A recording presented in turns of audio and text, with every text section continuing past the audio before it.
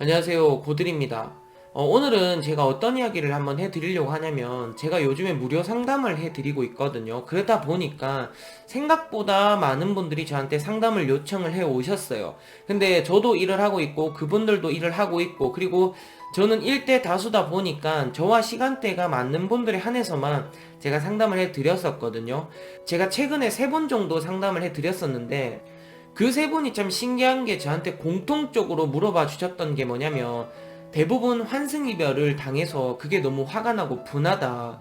그래서 복수를 하고 싶은데 어떻게 하면 될까? 이런 식의 고민들을 많이 해주셨어요. 그리고 또 얼마 전에 제 영상의 댓글에 확실한 복수 방법을 가르쳐 주세요 라는 글까지 봤기 때문에 오늘은 예상을 하셨겠지만 복수에 대한 주제로 이야기를 한번 해보려고 해요. 근데 그 전에 제가 경험했던 이야기를 먼저 말씀을 한번 드려볼게요. 제가 영상으로도 몇 개 올린 적이 있지만 저도 연애 자체가 평탄하지는 않았었어요.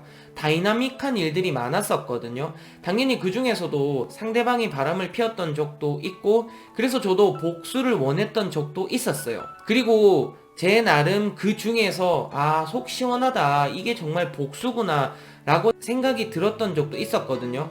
근데 여기서 조금은 짚고 넘어가야 될 부분이 뭐냐면, 여러분들이 복수를 해서 상대방한테 어떤 반응이 오기를 바라는가, 이거를 먼저 생각을 해 보셔야 되거든요. 저는 그 부분을 먼저 생각해 볼 필요가 있다고 생각을 해요. 그냥 복수를 해서 그 상대방을 아프게 하는 걸로만 끝을 낼지, 아니면 끝내 나한테 다시 돌아오려고 하는데 내가 그거를 완강하게 거절하는 복수를 하려고 하는 건지. 일단 제 경험상 내가 상대방으로 인해서 상처를 받았고 그 상처를 돌려주려고 해보니까 끝은 그냥 허무 그 자체였거든요. 처음에 그런 일이 일어났을 때 그 순간에는 복수밖에 머릿속에 떠오르지 않았는데, 결국 상대방을 아프게 한다고 해서 내가 받았던 상처는 없어지지 않더라는 거죠. 그렇다고 속이 뻥 뚫리고 시원하고 이런 것도 아니었거든요. 그냥 내가 뭘 위해 이렇게까지 복수를 하려고 했을까라는 생각뿐이었어요. 여러분들도 드라마를 보시다가 보면 스토리 자체가 복수를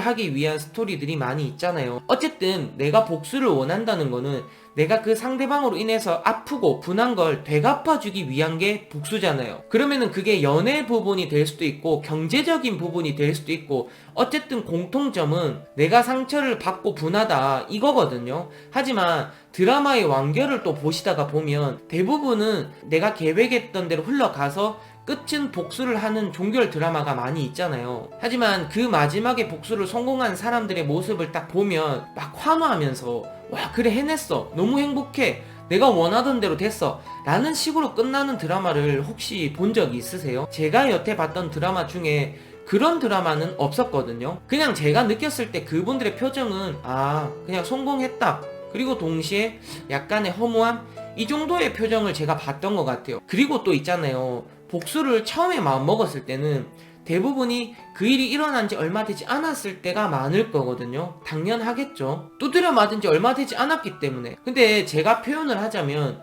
두드려 맞은 지 얼마 안 됐을 땐 아프고 분한데, 막상 그거를 갚으려고 행동을 하다가 시간이 자연스럽게 흘러가고, 그리고 나서 내가 처음에 두드려 맞았을 때를 한번 생각을 해보니까 내가 이렇게까지 해야 될 정도로 그때 그렇게 아팠나? 이 생각이 들더라고요. 제가 복수를 하기 위한 시간을 보낼 때 내가 도대체 뭐 때문에 이렇게까지 하지, 정말 냉정하게 생각을 한번 해봤을 때 내가 이렇게까지 복수를 해야 될 정도로 그 사람이 나한테 큰 존재였는가를 뒤돌아볼 수 있었거든요. 과연 내가 복수를 해야 할 정도로 나랑 만난 그 사람이 가치가 있는 사람이었는가를 생각을 한번 해보니까 제 머릿속에서 나오는 대답은 아니, 그 정도는 아니었어. 근데 왜 이렇게까지 복수를 하려고 했을까?